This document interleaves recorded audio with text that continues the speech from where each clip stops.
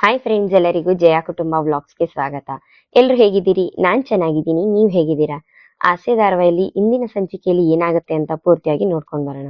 ಅದಕ್ಕೂ ಮುಂಚೆ ಯಾರೆಲ್ಲ ನಮ್ಮ ಚಾನೆಲ್ಗೆ ಸಬ್ಸ್ಕ್ರೈಬ್ ಮಾಡದೆ ನೋಡ್ತಾ ಇದ್ದೀರಾ, ದಯವಿಟ್ಟು ಸಬ್ಸ್ಕ್ರೈಬ್ ಮಾಡ್ಕೊಂಡು ವಿಡಿಯೋ ಇಷ್ಟ ಆಯ್ತು ಅಂದ್ರೆ ಪ್ಲೀಸ್ ಒಂದು ಲೈಕ್ ಮಾಡಿ. ಸಂಚಿಕೆಯ ಶುರುವಿನಲ್ಲಿ ಮೀನಾ ತನ್ನ ತಂದೆ ಫೋಟೋಗೆ ಕೈ ಮುಗಿತಾ ಇರ್ತಾಳೆ. ಆಗ ಮೀನಾ ಅಮ್ಮ ಅಡುಗೆ ಮನೆಗೆ ಹೋಗಿ ಉಪ್ಪನ್ನ ತಗೊಂಡ್ ಬರ್ತಾಳೆ. ತಗೊಂಡ್ ಬಂದು ಮೀನಿಂಗೆ ದೃಷ್ಟಿ ತೆಗಿತಾಳೆ. ಆಗ ಮೀನಾ, ಏನಮ್ಮ ಇದು ಅಂತ ಕೇಳ್ತಾಳೆ. ಆಗ ಮೀನಾ ಅಮ್ಮ, ಸುಮ್ನೆ ಇರೆ, ನಿನಗೆ ಗೊತ್ತಿಲ್ಲ, ಇಲ್ಲಿ ಬಂದಿರೋರ್ ದೃಷ್ಟಿ ಎಲ್ಲ ನಿನ್ ಮೇಲೆ ಬಿದ್ದಿರುತ್ತೆ ಅಂತ ದೃಷ್ಟಿ ತೆಗೆದು ಆಚೆ ಬಿಸಾಕೋದಿಕ್ಕೆ ಹೋಗ್ತಾಳೆ. ಆಗ ಕನಕ, ಪರವಾಗಿಲ್ಲ ಅಕ್ಕ, ಭಾವ ಒಳ್ಳೆ ಐಡಿಯಾನೇ ಮಾಡಿದ್ದಾರೆ ಅಂತ ಹೇಳಿದಾಗ ಅಷ್ಟರಲ್ಲಿ ಮಂಜು ಬರ್ತಾನೆ. ಓ, ಏನ್ ಒಳ್ಳೆ ಐಡಿಯಾ, ಬಿಸ್ಲಲ್ಲಿ ಓಡಾಡ್ಕೊಂಡು ಬೀದಿ ಬೀದಿಲಿ ಅಲಿಲಿ ಅಂತಾನಾ ಅಂತ ಹೇಳ್ತಾನೆ. ಆಗ ಮೀನಾ, ಯಾಕೋ ಮಂಜು ಆ ರೀತಿ ಮಾತಾಡ್ತಿದೀಯಾ? ಹೂವಿನ ಅಂಗಡಿ ಹೋಯ್ತಲ್ಲ ಅಂತ ತುಂಬಾ ಸಂಕಟ ಪಡ್ತಿದ್ದೆ, ಅದಕ್ಕೆ ಆ ನೋವನ್ನ ಕಮ್ಮಿ ಮಾಡ್ಬೇಕು ಅಂತ ಈ ಐಡಿಯಾ ಮಾಡಿದ್ದಾರೆ. ಅದ್ರಲ್ಲಿ ಏನೋ ಇದೆ ತಪ್ಪು ಅಂತ ಕೇಳ್ತಾಳೆ. ಅಷ್ಟರಲ್ಲಿ ಅಮ್ಮ ಒಳಗಡೆ ಬರ್ತಾಳೆ. ಮೀನಾ, ಯಾಕೆ ಕೋಪ ಮಾಡ್ಕೋತಾ ಇದೀಯಾ ಅಂತ ಕೇಳ್ತಾರೆ. ಆಗ ಕನಕ, ಭಾವ ಇಷ್ಟೆಲ್ಲ ಮಾಡಿರೋದು ದೊಡ್ಡ ವಿಷಯ ಅಲ್ವಂತೆ ಈ ಮಂಜುಗೆ ಅಂತ ಹೇಳ್ತಾಳೆ. ಆಗ ಮೀನಾ ಅಮ್ಮ, ಏ ಮಂಜು, ಅವಳ ಕಾಲ್ ಮೇಲೆ ಅವಳು ನಿಂತ್ಕೊಳ್ಳಿ ಅಂತ ನಿಮ್ ಭಾವ ಇಷ್ಟೊಂದೆಲ್ಲ ಮಾಡಿರೋದು. ಅದನ್ನ ನೋಡಿ ಸಂತೋಷ ಪಡ್ಬೇಕೆ ಹೊರತು ಈ ರೀತಿಯೆಲ್ಲ ಉರ್ಕೋಬಾರ್ದು ಕಣೋ ಅಂತ ಹೇಳ್ತಾಳೆ. ಮಂಜು, ನಾನವತ್ತು ಒಂದ್ ಮಾತು ಹೇಳಿದ್ದೆ, ನೆನ್ಪಿದ್ಯಾ? ನಾವು ಕಷ್ಟಪಟ್ಟು ಒಳ್ಳೆ ದಾರಿಯಲ್ಲಿ ದುಡಿಬೇಕು ಅಂತ. ನಮ್ಮ ಮನೆಯವರು ಹಾಗೆ ಕಷ್ಟಪಟ್ಟಿರೋ ದುಡ್ಡಲ್ಲೇ ಕೊಡ್ಸಿರೋದು. ಇದ್ರಲ್ಲೇ ಕಣೋ ನಿಜವಾದ ಸಂತೋಷ ಇರೋದು. ನಿಯತ್ತಿಂದ 10 ರೂಪಾಯಿ ದುಡಿದ್ರು ಅದ್ರಲ್ಲೇ ನಮಗ್ ನೆಮ್ಮದಿ ಅನ್ನೋದು ಇರುತ್ತೆ. ಅದೇ ಇನ್ನೊಬ್ರು ತಲೆ ಮೇಲೆ ಕಾಲಿಟ್ಟು ಅದರಿಂದ ಕೋಟಿ ರೂಪಾಯಿ ದುಡಿದ್ರು ಅದು ನಾವು ಚಪ್ಪಲಿ ಬಿಡ್ತೀವಲ್ಲ, ಆ ಜಾಗಕ್ಕೆ ಸಮ ಇರೋದಿಲ್ಲ. ಚೆನ್ನಾಗಿ ತಿಳ್ಕೊ ಅದನ್ನ ನೀನು ಅಂತ ಮೀನಾ ಮಂಜುಗೆ ಹೇಳ್ತಾಳೆ.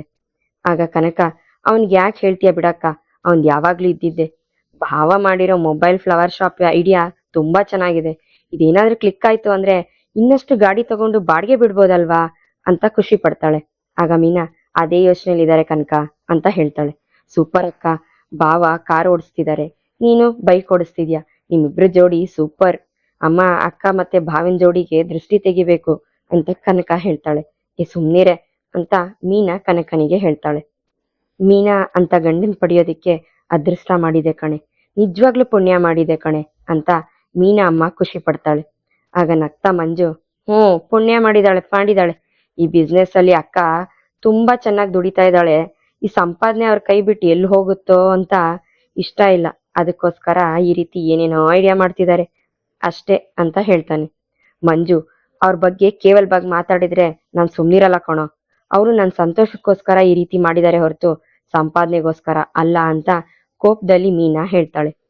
ಮೀನಾ, ಅವನ ಬಗ್ಗೆ ತಲೆ ಕೆಡಿಸ್ಕೋಬೇಡ, ಅದು ಕೋಪದಲ್ಲಿ ಏನೇನೋ ಮಾತಾಡುತ್ತೆ. ನೀನ್ ಇವಾಗ ಬಿಸ್ನೆಸ್ ಸ್ಟಾರ್ಟ್ ಮಾಡಿದ್ಯಲ್ಲ, ಚೆನ್ನಾಗಾಗ್ಲಿ ಅಂತ ಅಪ್ಪನ ಹತ್ರ ಆಶೀರ್ವಾದ ತಗೋ. ಕನಕ, ಎಲ್ಲರಿಗೂ ಕಾಫಿ ಮಾಡ್ಕೊಂಡ್ ಬರೋಗು ಅಂತ ಮೀನಾ ಅಮ್ಮ ಹೇಳ್ತಾಳೆ.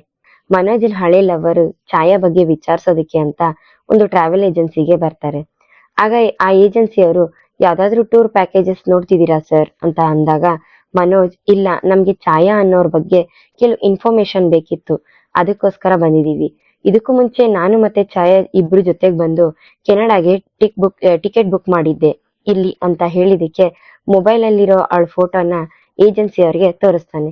ಆಗ ರೋಹಿಣಿ, ಅವಳು ದುಡ್ಡು ತಗೊಂಡು ಓಡೋಗಿದ್ರು ಕೂಡ ಇನ್ನೂ ಅವಳ ಫೋಟೋನ ಮೊಬೈಲ್ ಅಲ್ಲೇ ಇಟ್ಕೊಂಡಿದ್ಯಾ ಅಂತ ಬೈತಿರ್ತಾಳೆ. ಆಗ ಮನೋಜ, ಇಲ್ಲ ರೋಹಿಣಿ, ಮೇಲ್ ಅಲ್ಲಿ ಯಾವತ್ತೋ ಕಳ್ಸಿದ್ದು, ಅದು ಹಾಗೆ ಇತ್ತು, ಅದನ್ನ ತೋರಿಸ್ದೆ ಅಷ್ಟೇ ಅಂತ ಹೇಳ್ತಾನೆ.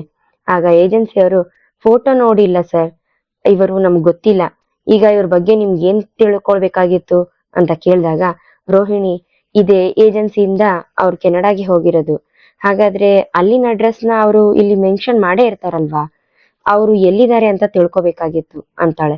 ಆಗ ಏಜೆನ್ಸಿ ಅವರು, ಇಲ್ಲ ಮೇಡಮ್, ಹಾಗೆಲ್ಲ ಕೊಡೋದಕ್ಕಾಗೋದಿಲ್ಲ, ನೀವೇನಾಗ್ಬೇಕು ಅವ್ರಿಗೆ ಅಂತ ಕೇಳಿದಾಗ ರೋಹಿಣಿ, ನನ್ನ ಫ್ರೆಂಡ್ ಅವರು ಅರ್ಜೆಂಟ್ ಆಗಿ ಒಂದು ಇನ್ಫಾರ್ಮೇಶನ್ ಕೊಡ್ಬೇಕಿತ್ತು, ಇಲ್ಲಿ ಅವರ ಅಜ್ಜಿ ತೀರ್ ಹೋಗ್ಬಿಟ್ಟಿದ್ದಾರೆ, ಅದ್ರ ಬಗ್ಗೆ ಹೇಳ್ಬೇಕಿತ್ತು, ಅದಕ್ಕೆ ಅಂತ ಬಂದಿದ್ದೀನಿ ಅಂತ ಹೇಳಿದಾಗ ಆಗ ಅವ್ರ ಫ್ರೆಂಡು ಅಂತೀರಾ, ನಿಮ್ ಹತ್ರ ಅವ್ರ ನಂಬರು ಅಡ್ರೆಸ್ ಏನೂ ಇಲ್ಲ ಅಂದ್ರೆ ಹೇಗೆ? ಹಾಗೆಲ್ಲ ಏಜೆನ್ಸಿಯಿಂದ ಕೊಡೋದಕ್ಕಾಗೋದಿಲ್ಲ, ಅವ್ರ ಕಡೆಯಿಂದ ಏನಾದ್ರೂ ಮೆಸೇಜ್ ಬಂದ್ರೆ ಮಾತ್ರನೇ ಕೊಡೋದಕ್ಕೆ ಆಗೋದು, ಸಾರಿ ಮೇಡಮ್ ಅಂತ ಹೇಳಿ ಆ ಏಜೆನ್ಸಿಯವರು ಕಳಿಸ್ತಾರೆ. ಆಗ ಮನೋಜ ಆಚೆಗೆ ಬಂದು, ಏನ್ ರೋಹಿಣಿ ಹೀಗಾಗೋಯ್ತು, ಹಾಗಾದ್ರೆ ದುಡ್ಡು ನಮ್ಗೆ ವಾಪಸ್ ಸಿಗೋದಿಲ್ವಾ ಅಂದಾಗ ರೋಹಿಣಿ ಏನು ಯೋಚನೆ ಮಾಡ್ಬೇಡಿ ಮನೋಜ್, ಅವಳನ್ನ ಹೇಗಾದ್ರೂ ಮಾಡಿ ಹುಡುಕಿ ನಮ್ ದುಡ್ಡನ್ನ ವಸೂಲಿ ಮಾಡ್ಲೇಬೇಕು ಅಂತ ಹೇಳ್ತಾಳೆ. ಇನ್ನೊಂದ್ ಕಡೆ ಸೂರ್ಯ ಬಾಡಿಗೆ ಇದೆ ಅಂತ ಹೋಗಿ ಛಾಯನ್ನ ಕಾರಲ್ಲಿ ಕೂರ್ಸ್ಕೊಂಡ್ ಬರ್ತಿರ್ತಾನೆ. ಆದ್ರೆ ಸೂರ್ಯನ್ಗೆ ಮನೋಜನ್ನ ಯಾಮಾರಿಸಿ ದುಡ್ಡು ತಗೊಂಡ್ ಹೋಗಿರೋದು ಇವಳೆ ಅಂತ ಗೊತ್ತಿರೋದಿಲ್ಲ. ಕಾರಲ್ಲಿ ಹೋಗ್ತಾ ಇರ್ಬೇಕಾದ್ರೆ ಯಾವ ದೇಶದಿಂದ ಮೇಡಮ್ ನೀವು ಬಂದಿರೋದು ಅಂತ ಸೂರ್ಯ ಕೇಳಿದಾಗ ಕೆನಡಾದಿಂದ ಬರ್ತಿದ್ದೀನಿ ಅಂತಾಳೆ ಛಾಯ. ಆಗ ಸೂರ್ಯ, ನೀವು ಕೆನಡಾದಿಂದ ಬರ್ತಿದ್ದೀರಾ? ಹೌದು ಮೇಡಮ್, ಈಗೆಲ್ಲ ತುಂಬಾ ಜನ ಇಲ್ಲಿಂದ ಕೆನಡಾಕ್ಕೆ ಹೋಗ್ಬೇಕು ಅಂತ ಅನ್ಕೊಳ್ತಿದ್ದಾರೆ. ಆದ್ರೆ ನೀವ್ ನೋಡಿದ್ರೆ ಕೆನಡಾದಿಂದ ಇಲ್ಲಿಗೆ ಬಂದಿದ್ದೀರಲ್ಲ, ನಿಮ್ ಸ್ವಂತ ಊರು ಕೆನಡಾನೇನಾ ಅಂತ ಕೇಳ್ತಾನೆ. ಆಗ ಛಾಯ, ಇಲ್ಲ ಇಲ್ಲ, ಇದೇ ನಮ್ಮೂರು, ಈಗ ಅಲ್ಲಿ ಹೋಗಿ ಸೆಟ್ಲ್ ಆಗಿದ್ದೀನಿ ಅಷ್ಟೇ ಅಂತಾಳೆ. ಅದಕ್ಕೆ ಸೂರ್ಯ, ಅಲ್ಲಿ ಊರೆಲ್ಲ ಹೇಗೆ ಮೇಡಮ್, ಚೆನ್ನಾಗಿದ್ಯಾ? ಮತ್ತೆ ಯಾವ್ದೋ ಅಲ್ಲಿ ಫಾಲ್ಸ್ ಎಲ್ಲ ಇದೆಯಲ್ಲ ಅಂತ ಅಂದಾಗ ಛಾಯ, ಹಾ ಹೌದು, ತುಂಬಾ ಚೆನ್ನಾಗಿದೆ. ಅದು ಅಮೆರಿಕ ಮತ್ತೆ ಕೆನಡಾ ಬಾರ್ಡರ್ ಅಲ್ಲೇ ಇರೋದು, ನಯಾಗ್ರಾ ಫಾಲ್ಸ್ ಅಂತ ಇದೆ, ಅದನ್ನ ತುಂಬಾ ನೋಡೋದಕ್ ಚೆನ್ನಾಗಿದೆ ಅಂತ ಹೇಳ್ತಾಳೆ. ಆಗ ಸೂರ್ಯ, ಹಾಗಾದ್ರೆ ನೀವೇನ್ ಕೆಲ್ಸ ಮೇಡಮ್ ಮಾಡೋದು ಅಂದಾಗ ಛಾಯ, ಬಿಸ್ನೆಸ್ ಮಾಡ್ತೀನಿ ಅಂತಾಳೆ. ಅದಕ್ಕೆ ಸೂರ್ಯ, ಹಾಗಾದ್ರೆ ಬಿಸ್ನೆಸ್ ವಿಷಯಕ್ಕೆ ಇಲ್ಲಿಗೆ ಬಂದಿದ್ದೀರಾ ಅನ್ಸುತ್ತೆ ಅಂತ ಅಂದಾಗ ಛಾಯ, ಇಲ್ಲ ಇಲ್ಲ, ಇಲ್ಲಿ ಒಂದು ಪ್ರಾಪರ್ಟಿ ತಗೊಂಡಿದ್ದೆ, ಅದ್ರ ರಿಜಿಸ್ಟ್ರೇಷನ್ ಇತ್ತು, ಅದಕ್ಕೆ ಬಂದಿದ್ದೀನಿ, ನಾಳೆನೆ ಅಲ್ಲಿಗೆ ಹೋಗ್ಬೇಕು. ಹೌದು, ನಿಮ್ ಹೆಸರು ಏನು ಅಂತ ಕೇಳ್ತಾಳೆ. ಆಗ ಸೂರ್ಯ, ನನ್ನ ಹೆಸರು ಸೂರ್ಯ ಮೇಡಮ್ ಅಂತ ಹೇಳ್ತಾನೆ. ಆಗ ಛಾಯ, ಸೂರ್ಯ ಅವ್ರೆ, ನಾಳೆ ಬೆಳಗ್ಗೆ ರಿಜಿಸ್ಟ್ರೇಷನ್ ಆಫೀಸ್ಗೆ ಹೋಗ್ಬೇಕು, ಬೆಳಗ್ಗೆನೆ ನೀವು ಬರಕ್ಕಾಗತ್ತಾ ಅಂತ ಕೇಳಿದಾಗ ಸೂರ್ಯ, ಸಿಗ್ತೀನಿ ಮೇಡಮ್, ಇದೇ ನಂಬರ್ಗೆ ಫೋನ್ ಮಾಡಿ, ನಾನೇ ಬಂದು ಪಿಕಪ್ ಮಾಡ್ತೀನಿ ಅಂತ ಹೇಳ್ತಾನೆ. ಮತ್ತೆ ಸೂರ್ಯ, ಮೇಡಮ್ ಕೆನಡಾಕ್ಕೆ ಹೋಗೋದಕ್ಕೆ ತುಂಬಾ ಖರ್ಚಾಗುತ್ತಾ ಅಂತ ಕೇಳಿದಾಗ ಛಾಯ, ಯಾವ್ದಕ್ ಹೋಗ್ತಿದೀವಿ ಅನ್ನೋದ್ರ ಮೇಲೆ ಡಿಪೆಂಡ್ ಆಗುತ್ತೆ, ಖರ್ಚೆಲ್ಲ ಯಾಕೆ, ನೀವ್ ಹೋಗ್ತಿದ್ದೀರಾ ಅಂತ ಕೇಳಿದಾಗ ಸೂರ್ಯ, ಇಲ್ಲ ಮೇಡಮ್, ನಾನಲ್ಲ, ನಮ್ ಮನೇಲಿ ಇರೋನೊಬ್ಬ ಕೆಲ್ಸಕ್ ಹೋಗೋದಕ್ಕೆ ಅಂತ ಏಜೆನ್ಸಿಲಿ 14 ಲಕ್ಷ ಕೇಳ್ತಿದ್ರು ಅಂತ ಹೇಳ್ತಾನೆ. ಅದಕ್ಕೆ ಛಾಯ, ಓ, ಈಗ 14 ಲಕ್ಷ ಮಾಡ್ಬಿಟ್ಟಿದಾರಾ, ನಾನ್ ಹೋದಾಗ 10 ಲಕ್ಷ ಇತ್ತು ಅಷ್ಟೇ ಅಂತಾಳೆ. ಅದಕ್ಕೆ ಸೂರ್ಯ, ಹಂಗಾದ್ರೆ ವರ್ಷ ವರ್ಷ ದುಡ್ಡನ್ನ ಎಕ್ಕಿಸ್ತಾನೇ ಇದಾರೆ ಅಂತ ಅನ್ಸುತ್ತೆ. ಹೌದು, ಈಗ ನೀವು ಎಲ್ಲಿಗ್ ಮೇಡಮ್ ಹೋಗ್ಬೇಕು ಅಂತ ಅಂದಾಗ ಛಾಯ, ಹೋಟೆಲ್ಗೆ ಹೋಗ್ಬೇಕು, ನೀವು ಸ್ಟ್ರೈಟ್ ಆಗಿ ಹೋಗಿ ನಾನು ಅಡ್ರೆಸ್ ಹೇಳ್ತೀನಿ ಅಂತ ಹೇಳ್ತಾಳೆ. ಅದಕ್ಕೆ ಸೂರ್ಯ, ಸರಿ ಮೇಡಮ್ ಅಂತ ಹೋಗ್ತಿರ್ತಾನೆ. ಇನ್ನೊಂದ್ ಕಡೆ ಮನೋಜ ಕುತ್ಕೊಂಡು ಯೋಚನೆ ಮಾಡ್ತಿರ್ತಾನೆ. ಆಗ ಅಲ್ಲಿಗೆ ರೋಹಿಣಿ ಬಂದು, ಏನಾಯ್ತು ಮನೋಜ್, ಹೀಗೆ ಯೋಚನೆ ಮಾಡ್ತಿದ್ದೀರಾ ಅಂತ ಕೇಳಿದಾಗ ಮನೋಜ, ಏನು ಇಲ್ಲ ರೋಹಿಣಿ, ಆ ಏಜೆನ್ಸಿಲಿ ಛಾಯಾ ಬಗ್ಗೆ ಕೇಳಿದಾಗ ಏನು ಹೇಳಲ್ಲ ಅಂತ ಹೇಳಿದ್ರು, ಇನ್ ಹೇಗ ಅವಳನ್ನ ಕಂಡುಹಿಡಿಯೋದು ಅಂತಾನೆ. ಆಗ ರೋಹಿಣಿ, ಅವಳಿಗೆ ಯಾರಾದ್ರೂ ಫ್ರೆಂಡ್ಸ್ ಇದ್ರೆ ಅವ್ರನ್ನ ಕೇಳಿ ತಿಳ್ಕೊಬಹುದು ಅಂದಾಗ ಮನೋಜ್, ಒಬ್ಳು ಫ್ರೆಂಡ್ ಇದ್ಲು, ಆದ್ರೆ ಅವಳ ಬಗ್ಗೆ ನಂಗೆ ಯಾವ ಡೀಟೇಲ್ಸ್ ಗೊತ್ತಿಲ್ಲ ಅಂತ ಹೇಳ್ತಾನೆ. ಆಗ ರೋಹಿಣಿ, ಸರಿ ಬಿಡು, ಪೊಲೀಸ್ ಸ್ಟೇಷನ್ ಅಲ್ಲಿ ಹೇಗೋ ಕಂಪ್ಲೇಂಟ್ ಕೊಟ್ಟಿದೀವಲ್ಲ, ಅಲ್ಲಿ ಹೋಗಿ ಇನ್ನೊಂದ್ಸಲ ವಿಚಾರಿಸ್ಕೊಂಡ್ ಬರೋಣ ಅಂತಾಳೆ. ಅಷ್ಟೊತ್ತಿಗೆ ಅಲ್ಲಿಗೆ ಶಾಂತಿ ಬರ್ತಾಳೆ. ರೋಹಿಣಿ, ಎಲ್ಲಿಗೆ ಹೋಗಿದ್ರಿ ನೀವಿಬ್ರು ಕೂಡ, ಅಷ್ಟೊಂದ್ ಲೇಟ್ ಆಗಿ ಬಂದ್ರಲ್ಲ ಅಂತ ಕೇಳಿದಾಗ ರೋಹಿಣಿ, ಅತ್ತೆ ಸ್ವಲ್ಪ ಕೆಲ್ಸ ಇತ್ತು ಅದಕ್ಕೆ ಹೋಗಿದ್ದೆ ಅಂತ ಹೇಳ್ತಾಳೆ. ಆಗ ಶಾಂತಿ, ನಿನ್ಗೇನೋ ಕೆಲ್ಸ ಇತ್ತು ಸರಿ, ಇವನ್ಗೇನ್ ಕೆಲ್ಸ, ಇವನು ಕೂಡ ಬಂದಿಲ್ಲ ಅಂದಾಗ ಅಮ್ಮ, ನೀನು ಕೂಡ ನನಗ್ ಕೆಲ್ಸ ಇಲ್ಲ ಅಂತ ಹಂಗಿಸ್ತಿದೀಯಾ ಅಂತ ಮನೋಜ ಹೇಳ್ತಾನೆ. ಆಗ ಶಾಂತಿ, ಈಗೀಗ ನೀನ್ ಏನ್ ಹೇಳೋದಕ್ಕೂ ಭಯ ಆಗ್ತಿದೆ ಕಣೋ, ಎಲ್ಲಿ ಹೋಗಿ ದೇವಸ್ಥಾನದ ಮುಂದೆ ತಿರುಪೆ ಹತ್ರ ಕುತ್ಕೊಂಡ್ಬಿಡ್ತೀಯೋ ಅಂತ. ಅದೆಲ್ಲ ಇರ್ಲಿ, ಬೇಗ ರೆಡಿಯಾಗಿ ಬನ್ನಿ, ಮನೆಯವರೆಲ್ಲ ಸೇರಿ ದೇವಸ್ಥಾನಕ್ ಹೋಗ್ಬೇಕು ಅಂತ ಹೇಳ್ತಾಳೆ. ಆಗ ಮನೋಜ, ಅಮ್ಮ ದೇವಸ್ಥಾನದ ಎದುರುಗಡೆ ಭಿಕ್ಷೆ ಬಿಡಿದ್ರೆ ಒಳ್ಳೆ ಕಲೆಕ್ಷನ್ ಆಗುತ್ತಮ್ಮ, ಅದಕ್ಕೆ ಫ್ಯಾಮಿಲಿ ಸಮೇತ ಹೋಗ್ತಾ ಇರೋದ, ದೇವಸ್ಥಾನದ ಎದುರುಗಡೆ ಹೋಗಿ ಕುತ್ಕೊಳ್ಳೋಣ ಅಂತ ಹೇಳ್ತಾನೆ. ಅದಕ್ಕೆ ಶಾಂತಿ, ಹೌದಪ್ಪ ಹೌದು, ಅದೊಂದೇ ಬಾಕಿ ಇರೋದು, ಮುಖ ನೋಡು, ನೀನ್ ಭಿಕ್ಷೆ ಎತ್ತಿದ್ ಸಾಕಾಗಲ್ಲ ಅಂತ ನಮ್ಮನ್ನೆಲ್ಲ ಅಲ್ಲೇ ಕುತ್ಕೊಂತೀಯ, ಈಗ ದೇವಸ್ಥಾನಕ್ ಹೋಗ್ತಿರೋದು ರೋಹಿಣಿಗೋಸ್ಕರ ಅಂತ ಹೇಳ್ತಾಳೆ. ಆಗ ರೋಹಿಣಿ, ಅತ್ತೆ ನನ್ಗೋಸ್ಕರನಾ, ಯಾಕತ್ತೆ ಅಂತ ಕೇಳಿದಾಗ ಶಾಂತಿ, ಹೌದಮ್ಮ, ನಿಮ್ಮಪ್ಪ ಜೈಲಿಂದ ಆಚೆ ಬೇಗ ಬರ್ಬೇಕಲ್ಲ, ಅದಕ್ಕೋಸ್ಕರ ದೇವಸ್ಥಾನಕ್ ಹೋಗಿ ವ್ರತ ಪೂಜೆ ಎಲ್ಲ ಮಾಡ್ಬೇಕು, ಇದನ್ನ ಕಸ್ತೂರಿನೇ ಹೇಳಿದ್ದು. ಈಗ ನಾವು ಹೋಗ್ತಿರೋ ದೇವಸ್ಥಾನ ತುಂಬಾ ಪವರ್ಫುಲ್ ಅಂತೆ, ದೇವಸ್ಥಾನದಕ್ ಹೋಗಿ ಅಲ್ಲಿ ಕೆಲವ್ರು ವ್ರತ ಮಾಡಿದ್ರೆ ಒಳ್ಳೇದಾಗತ್ತಂತೆ ಅಂತ ಹೇಳಿದಾಗ ರೋಹಿಣಿ, ಸರಿ ಅತ್ತೆ, ಹಾಗಾದ್ರೆ ಎಲ್ಲಾ ವ್ರತ ನೀವೇ ಮಾಡ್ಬಿಡಿ, ನನ್ ಕೆಲ್ಸ ಇದೆ ಅಂತ ಹೇಳ್ತಾಳೆ. ಆಗ ಶಾಂತಿ, ಏನು ನಾನ್ ಮಾಡ್ಬೇಕಾ? ಜೈಲಲ್ಲಿರೋದು ನಮ್ಮಪ್ಪನೋ ನಿಮ್ಮಪ್ಪನ? ನಿಮ್ಮಪ್ಪನ್ಗೋಸ್ಕರ ನೀನೇ ಇದೆಲ್ಲ ಮಾಡ್ಬೇಕು ಅಂತ ಹೇಳ್ತಾಳೆ. ಆಗ ರೋಹಿಣಿ, ನಾನ್ ಮಾಡ್ಬೇಕಾ ಅಂತ ಹೇಳಿದಾಗ ಶಾಂತಿ, ಹೌದಮ್ಮ, ತುಂಬಾ ಕಠಿಣವಾಗಿರೋ ವ್ರತ ಇರುತ್ತಂತೆ, ಉಪವಾಸ ಮಾಡಿ ವ್ರತ ಪೂಜೆ ಎಲ್ಲ ಪೂರ್ತಿ ಮಾಡ್ಬೇಕಂತೆ ಅಂತ ಹೇಳಿದಾಗ ರೋಹಿಣಿ, ಇಲ್ಲ ಅತ್ತೆ, ಮಲೇಷ್ಯಾದಲ್ಲಿ ಲಾಯರು ಎಲ್ಲಾ ತರ ಟ್ರೈ ಮಾಡ್ತಿದ್ದಾರೆ, ನಮ್ಮಪ್ಪ ಬೇಗ ರಿಲೀಸ್ ಆಗ್ಬಿಡ್ತಾರೆ ಬಿಡಿ ಅಂತ ಅಂದಾಗ ಶಾಂತಿ, ಅವರು ಅಲ್ಲಿ ಮಾಡೋದನ್ನೆಲ್ಲ ಮಾಡ್ಲಿ, ನಿಮ್ಮ ಅಪ್ಪನ್ಗೋಸ್ಕರ ನೀನ್ ಏನ್ ಮಾಡ್ಬೇಕು ಅದನ್ನ ನೀನ್ ಮಾಡು. ದೈವ ಶಕ್ತಿಗಿಂತ ದೊಡ್ಡದು ಬೇರೆ ಯಾವ್ದೂ ಇಲ್ಲ. ದೇವ್ರ ಹತ್ರ ಬೇಡ್ಕೊಂಡ್ರೆ ನಿಮ್ಮಪ್ಪ ಬೇಗ ಆಚೆಗ್ ಬರ್ತಾರೆ ಅಂತ ಹೇಳ್ತಾಳೆ.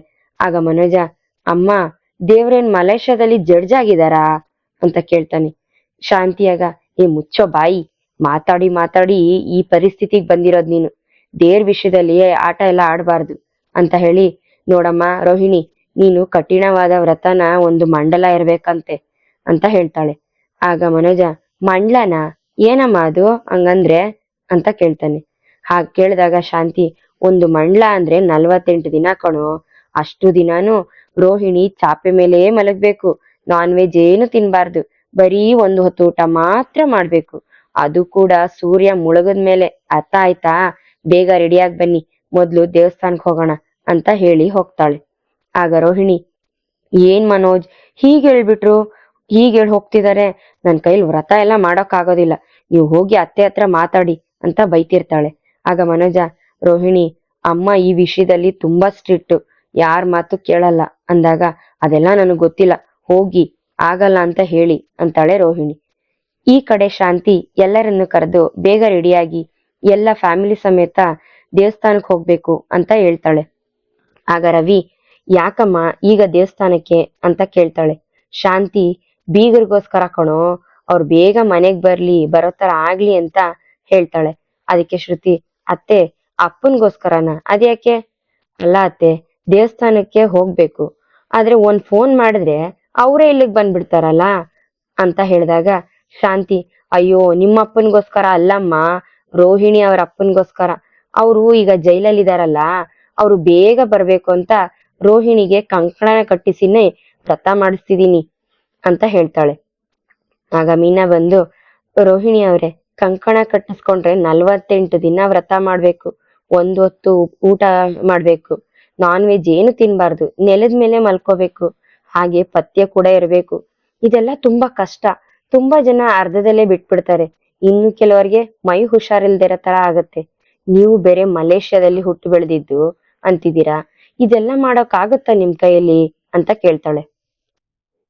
ಆಗ ಶಾಂತಿ, ಅಡ್ಡ ಬಂದು ಸುಮ್ನೆ ಅವಳಿಗೆ ಭಯ ಹುಟ್ಟಿಸ್ಬೇಡ, ಎಲ್ಲಾ ರೋಹಿಣಿ ಮಾಡ್ತಾಳೆ ಅವ್ರ ಅಪ್ಪನ್ಗೋಸ್ಕರ, ಅಷ್ಟು ಕೂಡ ಮಾಡಲ್ವಾ, ಆಗಲ್ವಾ ಅವಳ ಕೈಯಲ್ಲಿ ಅಂತ ಹೇಳ್ತಾಳೆ. ಆಗ ಮೀನಾ, ಅದಕ್ಕಲ್ಲ ಅತ್ತೆ, ಒಂದ್ಸಲ ವ್ರತ ಶುರು ಮಾಡಿದ್ರೆ ಅದನ್ನ ಪೂರ್ತಿ ಮಾಡ್ಲೇಬೇಕು, ಹಾಗೆ ಮಾಡಿಲ್ಲ ಅಂದ್ರೆ ತೊಂದ್ರೆ ಆಗ್ಬೋದು. ನನಗೆ ಗೊತ್ತಿರೋ ಅಕ್ಕ ಒಬ್ರು ಹೀಗೆ ವ್ರತ ಮಾಡಿ ಬಾಯಿ ಕಟ್ಟದೆ ಮಾಂಸ ತಿಂದ್ಬಿಟ್ರು, ಅದಾದ್ ಸ್ವಲ್ಪ ದಿನದಲ್ಲೇ ಅವ್ರಿಗೆ ಕೆಳಗಡೆ ಬಿದ್ದು ಕೈ ಮುರಿದು ಹೋಯ್ತು ಅಂತ ಹೇಳ್ತಾಳೆ. ಅದನ್ನ ಕೇಳಿ ಎಲ್ರಿಗೂ ಶಾಕ್ ಆಗತ್ತೆ.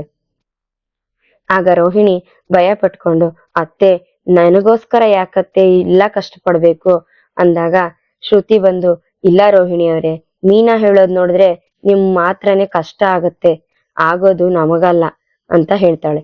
ಆಗ ರವಿ, ಅತ್ತಿಗೆ, ಈ ವ್ರತ ಎಲ್ಲ ನಿಮ್ ಕೈಲಿ ಮಾಡೋಕ್ ಆಗತ್ತಾ ಅಂದಾಗ ಶಾಂತಿ, ಸುಮ್ನೆ ಇರೋ, ಎಲ್ಲ ಅವ್ರ ಅಪ್ಪನ್ಗೋಸ್ಕರ ಅಂತ ಅವಳು ಮಾಡೇ ಮಾಡ್ತಾಳೆ ಅಂತ ಹೇಳ್ತಾಳೆ.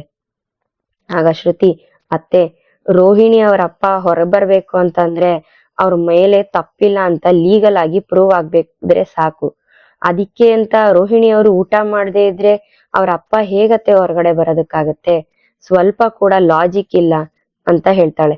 ಆಗ ಶಾಂತಿ, ಅಯ್ಯೋ ಶ್ರುತಿ, ದೇವ್ರ ವಿಷಯದಲ್ಲಿ ಹಾಗೆಲ್ಲ ಮಾತಾಡ್ಬಾರ್ದಮ್ಮ ಅಂದಾಗ ರವಿ ಶ್ರುತಿಗೆ, ಅತ್ತಿಗೆ, ಅವ್ರ ಅಪ್ಪನಿಗೋಸ್ಕರ ಈ ವ್ರತ ಮಾಡ್ತಿದ್ದಾರೆ, ಪಾಸಿಟಿವ್ ವೈಬ್ ಅಂತ ಒಂದ್ ಇದ್ದೇ ಇರುತ್ತೆ ಅಲ್ವಾ, ಸುಮ್ನೆ ಇರು ನೀನು ಅಂತ ಶ್ರುತಿಗೆ ಹೇಳ್ತಾನೆ.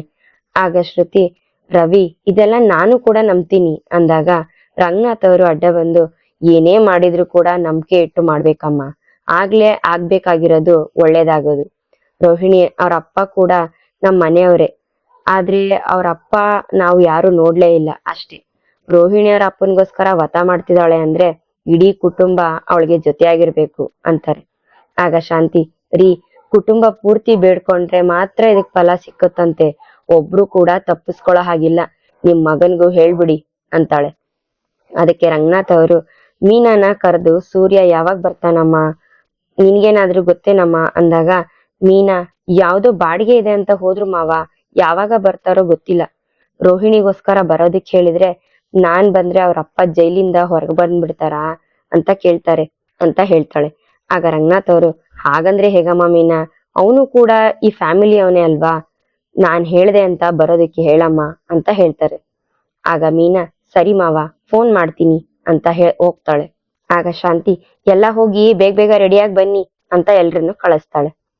ಈ ಕಡೆ ಸೂರ್ಯ ಛಾಯನ ಕರ್ಕೊಂಡು ಹೋಗ್ಬೇಕಾದ್ರೆ ಮೀನಾ ಫೋನ್ ಮಾಡಿ, ದೇವಸ್ಥಾನಕ್ಕೆ ಪೂಜೆ ಮಾಡ್ಸೋದಕ್ಕೆ ಇಡೀ ಫ್ಯಾಮಿಲಿನೇ ಹೋಗ್ಬೇಕಂತೆ, ನೀವು ಬನ್ನಿ ಮಾವ ಹೇಳ್ತಿದ್ರು ಅಂತಾಳೆ.